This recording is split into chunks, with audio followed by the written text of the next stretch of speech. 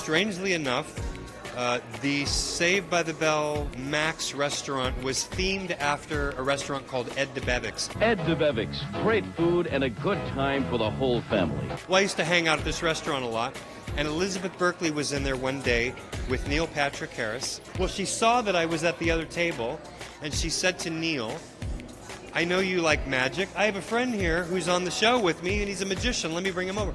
So I came over, I meet this young guy, and we became best friends. So every time he's on television or in a movie or whatever and he's doing magic, 99% of the time I've either helped him learn it, create it for him, or I'm right off camera, rigging it up. But he really is, he's come a long way as a magician as well, and now he's able to do a lot of his own stuff.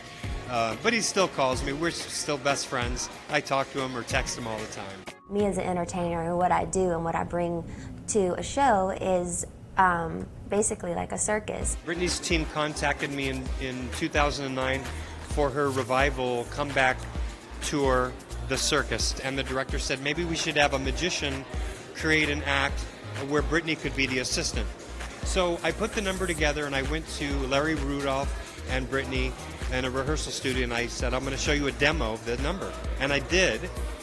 And they said, we love the number, and we also want you to be the part of the magician. I spent a whole year with Britney, and I got to do a number, just Britney and I, on stage every night. So, wow, what a dream gig that was. So I create my world behind my gates. Everything that I love is behind those gates. Back in 1989, Michael had seen me on the Arsenio Hall show and invited me out to Neverland Ranch, and I went out and did a show for him and a couple kids and their parents. 7 people watching a show in a big full theater out at his house. A full 1-hour show with dancers and big illusions. And I didn't know what to expect when he invited me out.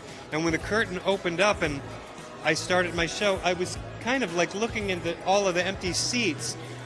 And I thought, boy, this is going to suck. I'm not going to. But Michael was the best audience ever. He sat there, he was like, woo, yeah, woo-hoo. Yeah, woo, bring it, yeah. And so how can you not do a great show when someone's doing that in front of you? I mean, he was the greatest cheerleader ever.